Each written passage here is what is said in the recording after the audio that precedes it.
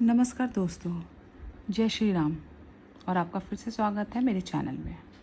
आशा करती हूँ आप सब बहुत अच्छी सेहत में होंगे।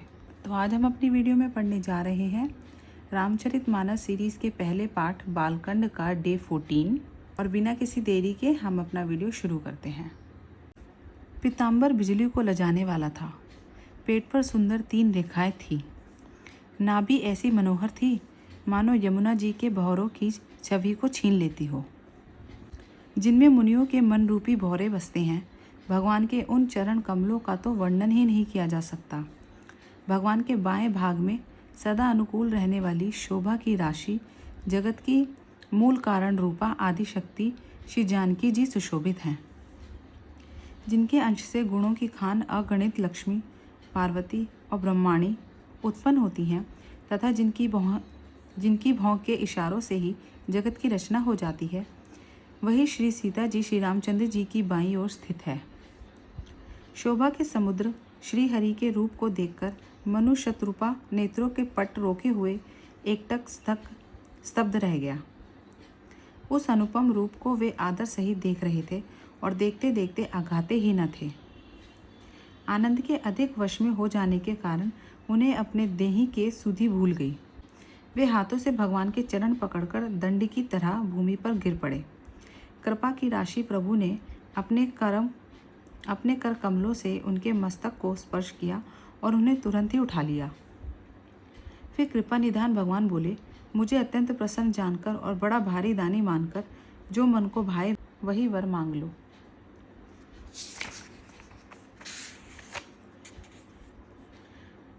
प्रभु के वचन सुनकर दोनों हाथ जोड़कर और धीरज धरकर राजा ने कोमल वाणी कही, हे नाथ, आपके चरण कमलों को देखकर अब हमारी सारी मन कामनाएं पूरी हो गई।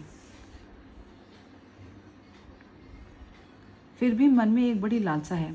उसका पूरा होना सहज भी है और अत्यंत कठिन भी। इसी से उसे कहते नहीं बनता। हे स्वामी, आपके लिए तो उसका पूरा करना बहुत सहज है, पर मुझे अपनी कृपणता के कारण वह अत्यंत कठिन मालूम होता है।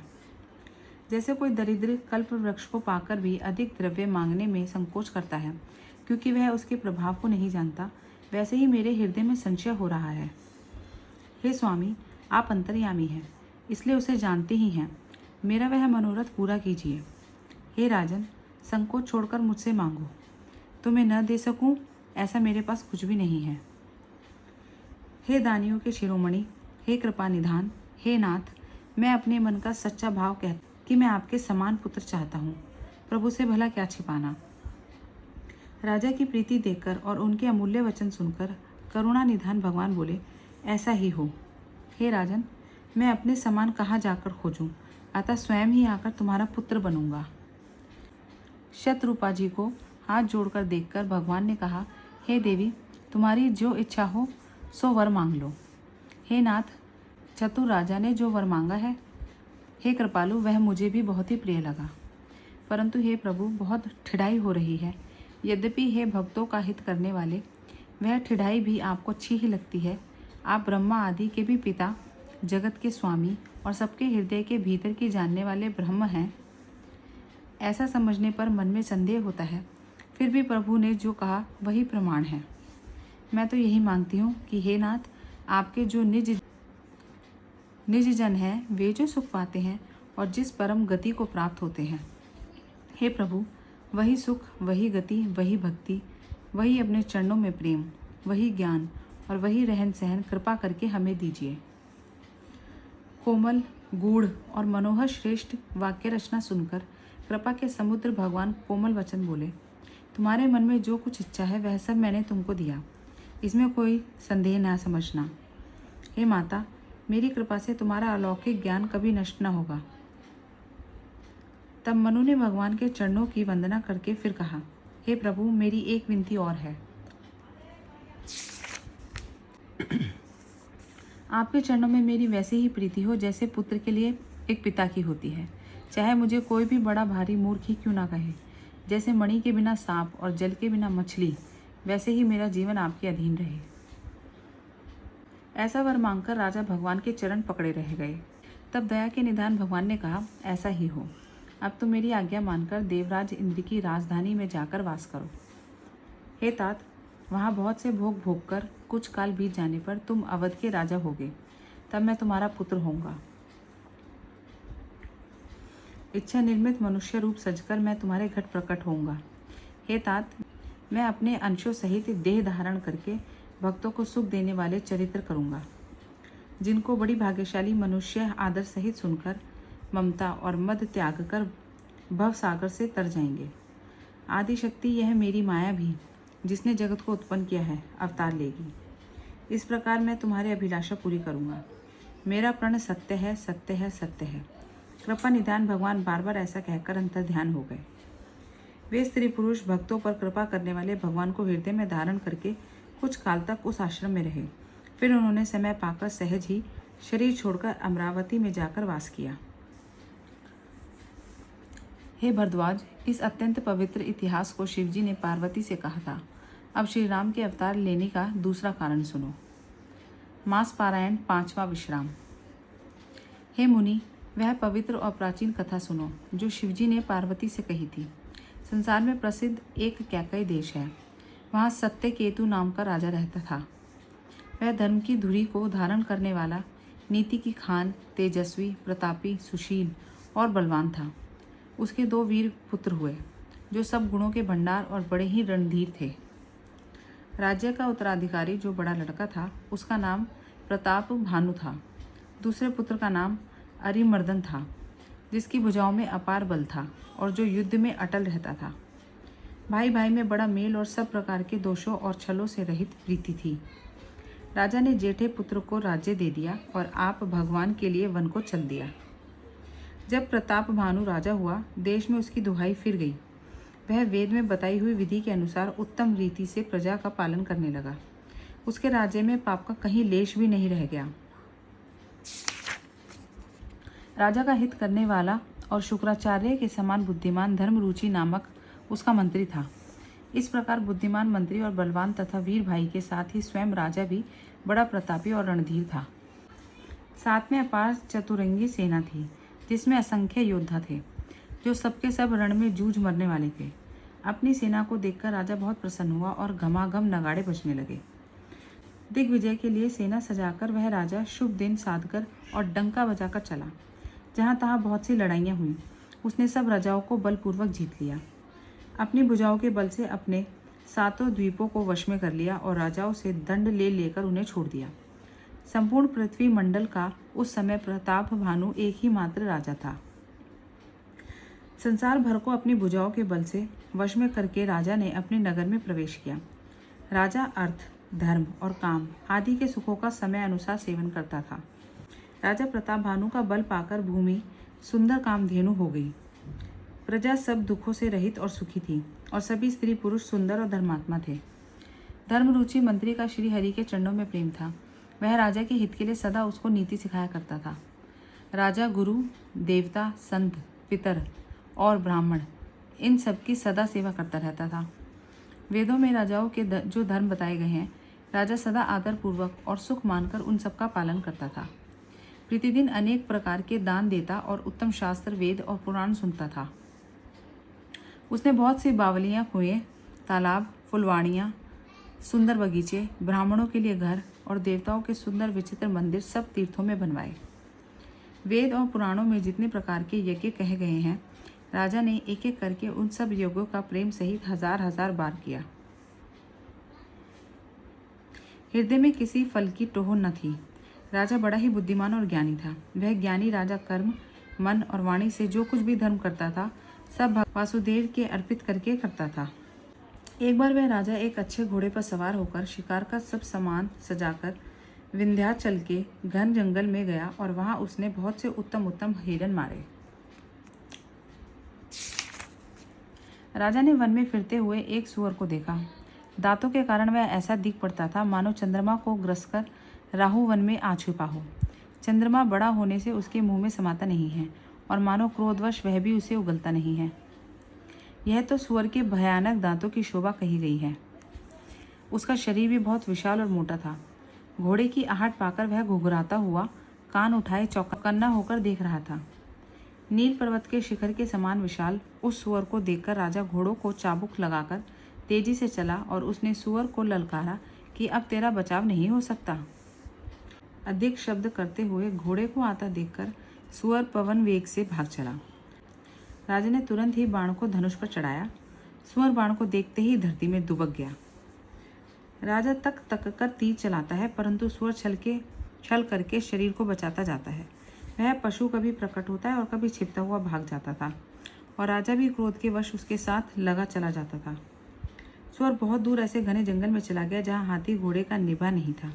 राजा बिल्कुल अकेला था और वन में क्लेश भी बहुत था। फिर भी राजा ने उस पशु का पीछा नहीं छोड़ा। राजा को बड़ा धैर्यवान देखकर सूअर भागकर पहाड़ी की एक गहरी गुफा में जा घुसा। उसमें जाना कठिन देखकर राजा को बहुत पछताकर लौटना पड़ा, पर उस घोर वन में वह रास्ता भूल गया। बहुत परिश्रम करने से थका हुआ और घोड़े समेत भूख प्यासे व्याकुल राजा नदी तालाब खोजता खोजता पानी बिना बेहाल हो गया। वन में फिरते फिरते उसने एक आश्रम देखा। वहाँ कपट से मुनि के वेश बनाए एक राजा रहता था, जिसका देश राजा प्रताप भानु ने छीन लिया था, और वह जो सेना को छोड़कर युद्ध से भाग गया था। प्रताप भानु का समय अच्छे दिन जानकर और अपना कुसमय बुरे दिन अनुमान कर उसके मन में बड़ी ग्लानि हुई। इससे वह न तो घर गया और न अभिमानी होने के कारण राजा प्रताप भानु से ही मिला। दरिद्र की भांति मन ही में क्रोध को मारकर वह राजा तपस्वी के वेश में वन में रहता था। राजा उसी के पास गया। उसने तुरंत पहचान लिया कि यह प्रताप भानु है। राजा प्यासा होने के कारण उसे पहचान न सका। सुंदर वेश देखकर राजा ने उसे महामुनि समझा और घोड़े से उतरकर उसे प्रणाम किया। चतुर होने के कारण राजा ने उसे अपना नाम नहीं बतलाया। राजा को प्यासा देखकर उसने सरोवर दिखला दिया। हर्षित होकर राजा ने घोड़े सहित उसमें स्नान और जलपान किया।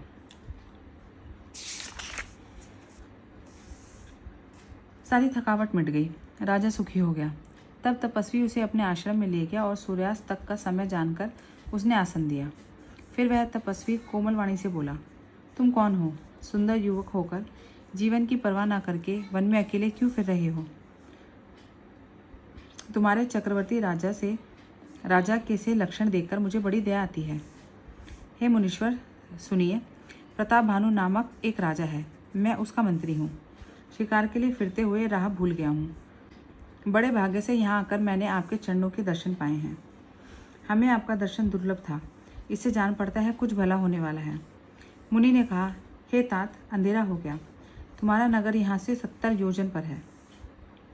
हे सुजान, सुनो, घोर अंधेरी रात है, घना जंगल है, रास्ता नहीं है। ऐसा समझकर तुम आज यहीं ठहर जाओ, सवेरे होते ही चले जाना। तुलसीदास जी कहते हैं, जैसी भवितव्यता होती है वैसी ही सहायता मिल जाती है। या तो वह आप ही उसके पास आती है या उसको वहाँ ले जाती है। हे नाथ, बहुत अच्छा। ऐसा कहकर और उसकी आज्ञा सिर चढ़ाकर घोड़े को वृक्ष से बांधकर राजा बैठ गया। राजा ने उसकी बहुत प्रकार से प्रशंसा की और उसके चरणों की वंदना करके अपने भाग्य की सराहना की। फिर सुंदर कोमल वाणी से कहा, हे प्रभु, आपको पिता जानकर मैं ठिठाई करता हूँ। हे मुनीश्वर, मुझे अपना पुत्र और सेवक जानकर अपना नाम विस्तार से बतलाइए।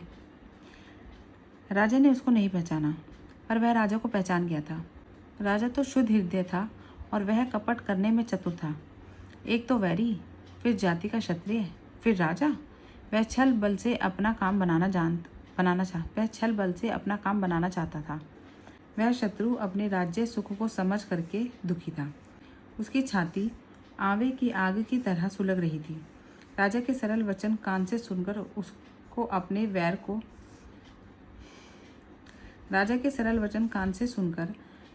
को याद कर वह हृदय में हर्षित हुआ। वह कपट में डूबकर बड़ी युक्ति के साथ कोमल वाणी से बोला, अब हमारा नाम भिखारी है, क्योंकि हम निर्धन और अनिकेत हैं। राजा ने कहा, जो आपका सदृश विज्ञान के निधान और सर्वथा अभिमान रहित होते हैं, वे अपने स्वरूप को सदा छिपाए रहते हैं, क्योंकि कुवेश बनाकर रहने में ही सब तरह का कल्याण है।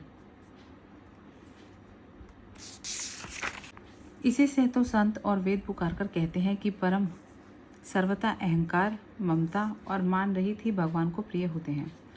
आप सरीके निर्धन, भिखारी और ग्रहहीनों को देखकर ब्रह्मा और शिवजी को भी संदेह हो जाता है।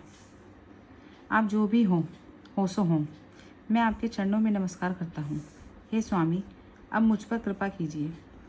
अपने ऊपर राजा की स्वाभाविक प्रीति और अपने विषय में उसका अधिकार विश्वास देखकर सब प्रकार से राजा को अपने वश में करके अधिक स्नेह दिखाता हुआ वह कपट तपस्वी बोला, हे राजन सुनो, मैं तुमसे सत्य कहता हूँ।